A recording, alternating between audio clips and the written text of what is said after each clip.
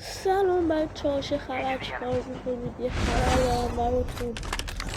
حالا جای آپدیت یه چند تا تراول آورده داخل بازی.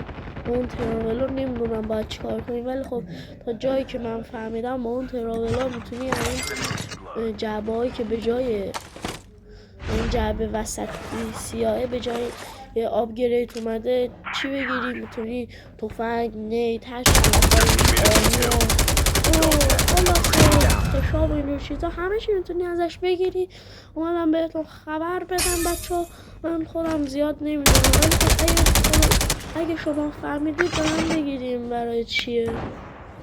خب برایش گفتم که بهتون خبر بدم که کالاف یه چیزی جدید آورده.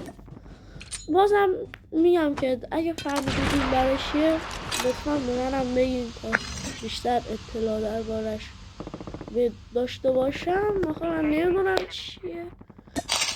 خب فعلا